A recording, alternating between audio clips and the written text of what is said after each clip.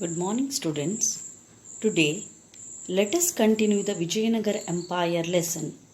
In that, we are going to learn about fall of Vijayanagara Empire, how Vijayanagara Empire was declined. After Krishnadevaraya, Achyutaraya and Sadashivaraya came to the throne. Krishnadevaraya's son-in-law, Ramaraya of the Aravidu dynasty, handled the administration in an able manner like Krishnadevaraya. Although Ramaraya had improved the prestige of the kingdom by waging many wars during his 23-year reign, many enemies had sprung up against Vijayanagara. Counteracting to the frequent attacks of the Deccan Shahi Sultan, Ramaraya had occupied Vijayapura and Golconda forts. This had provoked the sultans to wage war against Ramaraya. When the Vijayanagara Empire was ruling in Vijayanagara, in Bijapur, Shahi rulers were ruling the Shahi kingdom or Bahmani kingdom. This Ramaraya occupied Vijayapura and Golconda, which was under the control of Deccan Shahis, provoked the sultans to wage a war against Ramaraya. The Deccan sultans, who were envious of the progress and prosperity of Vijayanagara Empire, forgot their political difference and united in the name of their religion.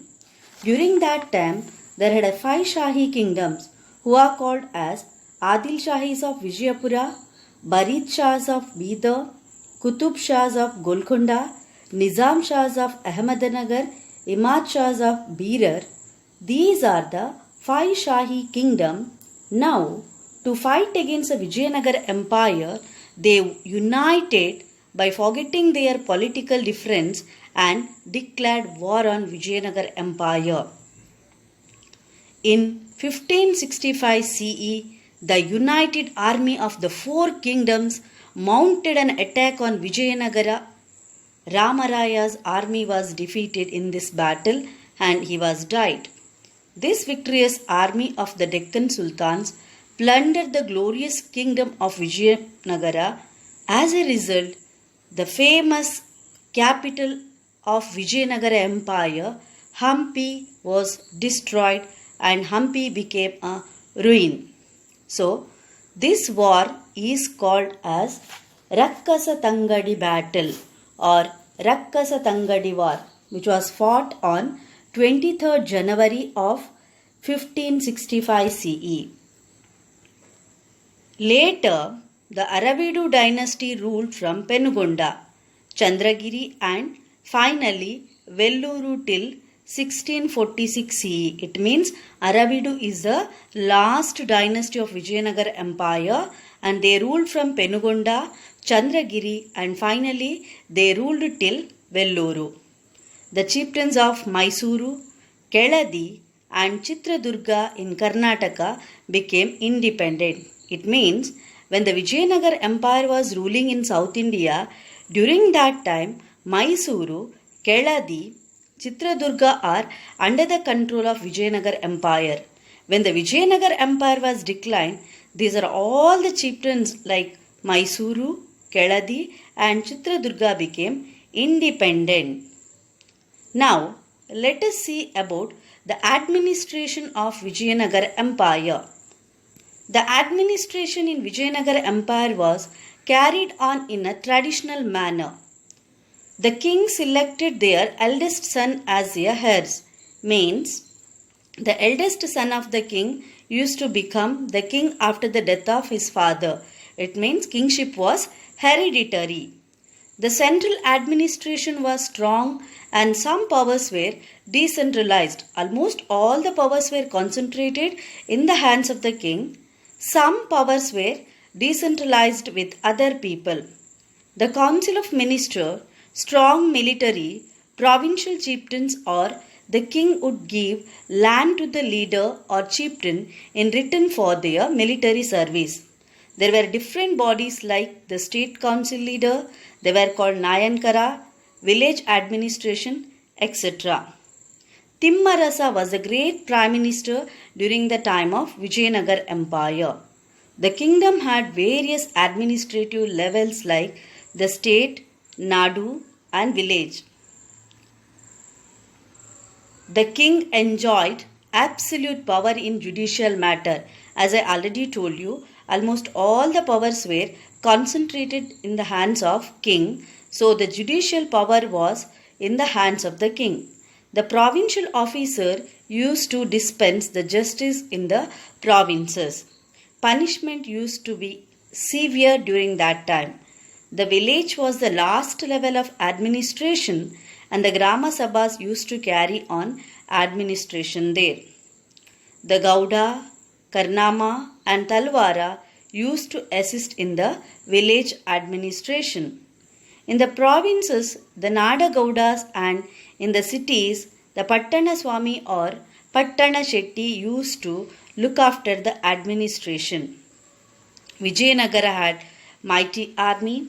It consisted of three hierarchies of permanent troops sent by vassal states and troops of royal guards. This looked after the king's security.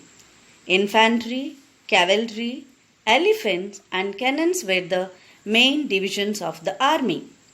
Cannons began to be used in the wars from 1368 CE onwards.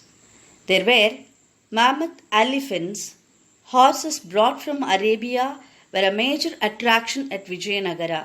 This shows that Vijayanagara Empire maintained a cordial relation with Arabia. There was a naval squad in the army.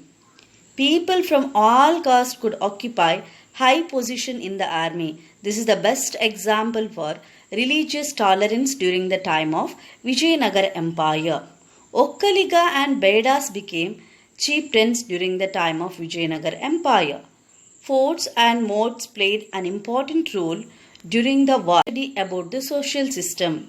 Social system means how was the society during the time of Vijayanagara Empire. The society was based on Varna system. You all know there are four Varnas: Brahmana, Kshatriya, Vaishya and Shudras. However, there was also occupation-based caste system. There were many skilled artisans, blacksmiths, goldsmiths, bell metal smiths, carpenters, weavers and cobblers in the society. The practices of child marriage, sati and devadasi systems were prevalent during their time. Though monogamy was common practice, kings and rich people had many wives. Women enjoyed a dignified status during the time of Vijayanagara Empire. There were female wrestlers and female palace guards in their empire. Holi, Deepavali and Dasara festivals were celebrated publicly. Dasara festival used to be celebrated with pomp and glory at Hampi under the royal patronage. Even today, Dasara festival used to be celebrated in Mysuru. You all know about that. Music and dance enjoyed great popularity during the time of Vijayanagara Empire. Now let us continue about economic system. How was the economy during the time of Vijayanagara Empire? Vijayanagara, as I already told you, it was very prosperous, wealthy and rich empire. Vijayanagara was economically prosperous. Land tax was the main source of revenue for the kingdom. Farmers used to give 1/4 of their income to the government in the form of tax. Professional tax, revenue tax, road tax, market tax, commercial tax, import and export taxes and tributes from the vessels were the other forms of revenue to the kingdom. Agriculture was a backbone of the economy. Agriculture was a main occupation during the time of Vijayanagara Empire. Most of the people are engaged in agricultural activity. People grew different kinds of the crops throughout the year: jova, ragi, paddy, wheat, lentils, pulses like green gram, black gram and tuvas, sesame seeds, groundnuts, cotton, sugarcane and coconut were the main crops of Vijayanagara Empire. The Vijayanagara kings constructed a wells, tanks and canals to encourage the irrigation and agriculture. You all know the rainfall is unevenly distributed. Sometimes there will be rainfall, sometimes there is no rainfall. During that time itself, irrigation was implemented in Vijayanagara Empire. There were 5 kinds of practices of land holdings like Geni, Guttige, Siddhaya, Vara and Gadi. That is called tenancy, lease holdings and other kinds. The Vijayanagara Empire had achieved a great progress in the field of industries and commerce. Spices like pepper, cloves and cardamom, salt, iron ore, diamonds, granulated sugar, musk, sandalwood perfume, etc. were exported from Vijayanagara Empire. There were important textile industries. Coins of the different denominations like gold coin, Gadhyana, pagoda, silver coins and copper coins were in use during the time of Vijayanagara Empire. Now, let us study about religious system. Vijayanagara Empire enjoyed the distinction of having encouraged all religions equally. As I told you, Vijayanagara Empire was tolerant towards other religion. It means almost all the religions were existed during the time of Vijayanagara Empire. The atmosphere was such that Sri Vaishnavas and Jains could forget their religious differences and live in perfect harmony. The early kings of Vijayanagara patronized Shaivites and Veerashaivites, whereas the later kings encouraged the Vaishnavites. In Vijayanagara, masjids and dargahs were built for Muslims. That is the best example for religious tolerance. The kings of Vijayanagara developed the business with Portuguese and encouraged Christianity by giving permission to construct the church. It means that with the Christians they have maintained a cordial relationship. With the Portuguese they have maintained good relationship during the time of 15th century. Now let us see what are the literary contributions of Vijayanagara Empire. Due to the peace and order, economic progress, literature flourished during the time of Vijayanagara Empire. Various works were created in different languages like Kannada, Sanskrit, Telugu and Tamil languages. Which are the literary works? Ratnakara Varni's Bharatesha Vaibhava. Bharatesha Vaibhava was the most famous work which was written by Ratnakara Varni. Ratnakara Varni was a poet who belongs to the Modupitre. Chamarasa wrote Prabhulinga Leele. Kumara Vyasa's Gadugina Bharata. Gadugina Bharata was the work which was written by Kumara Vyasa. Then Basava Purana, which was translated by Bhima Kavi. Then Lakkana Dandesha's Shiva Tattva Chintamani. Kanakadasa's Mohana Tarangini, Nala Charite, Haribhakti Sara and Ramadhyana Charite. Saint Purandara Dasa, Kanakadasa, Sripada Rayaru and Vyasaraya enriched the Dasa Sahitya during the time of Vijayanagara Empire. They were all the most famous Dasa Sahitis of Karnataka.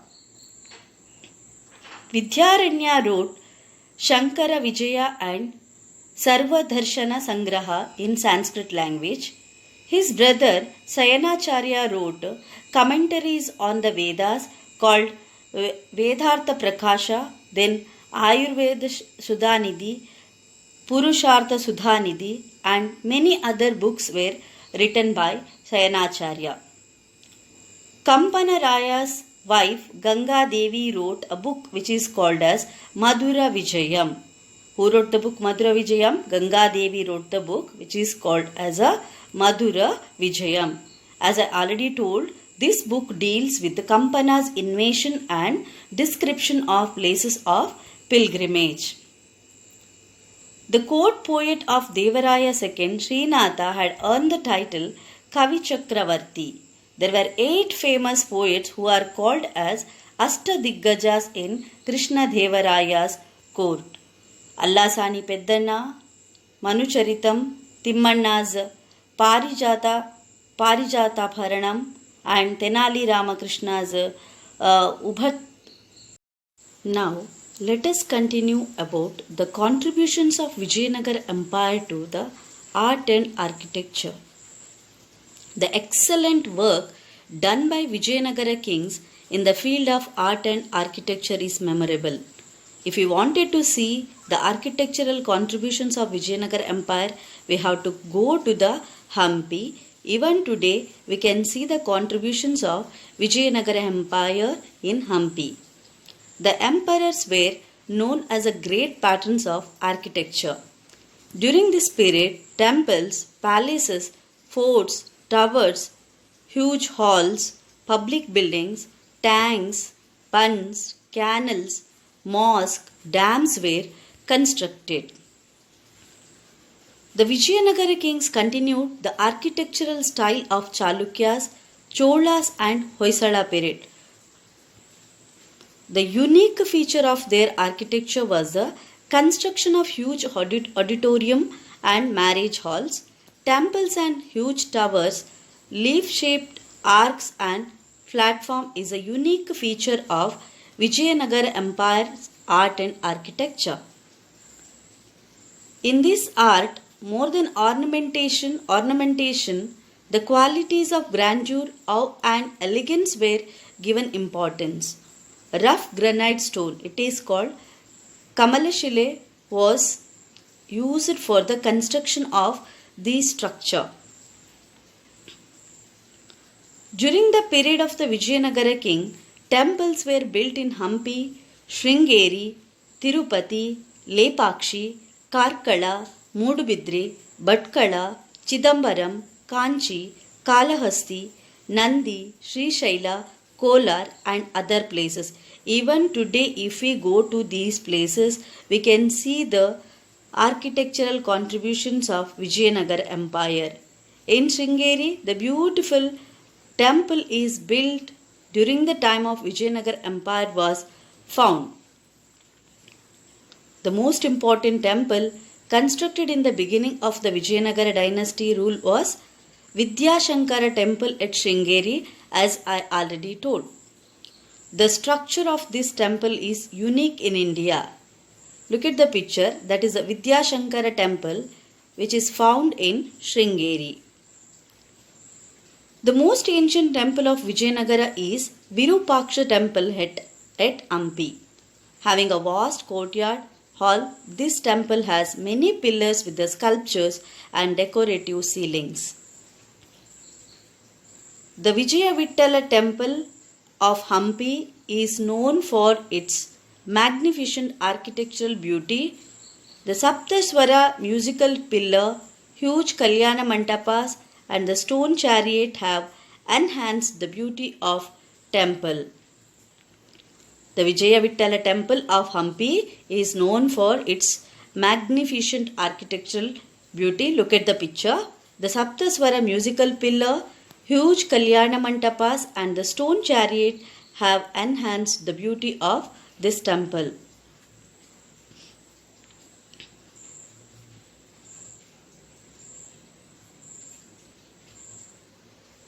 Look at the picture. This is the stone chariot of Vijayanagara Empire. The Dasara festival was celebrated on the Mahanavami platform constructed by Krishna Devaraya. The ambassador of Persia, who is called Abdul Razak, recorded that during this festival, kings from distant places and provincial leaders used to assemble as per the orders of emperors. Kamala Mahal, Elephant Stable, Queen's Bath are wonderful examples of Indo-Muslim architectural style. This is Kamala Mahal. It is also called as a Lotus Mahal. Another one picture, that is Elephant Stable. This is nothing but Queen's Bath, are the best example for the Indo-Muslim architectural style of Vijayanagara Empire. Lakshmi Narasimha Kadalekalu Ganesha, Sasuvekalu Ganesha stone chariot and Uddhana Veerabhadra's idols are attractive. The fort of Hampi during the Vijayanagar Empire was very strong with the 7 circular walls around it. At present, there are only 4 circular walls around it. This is about the Vijayanagar Empire. I hope you all understood about the Vijayanagar Empire's contribution in the field of administration, society, economy, literature, religion, and art and architecture.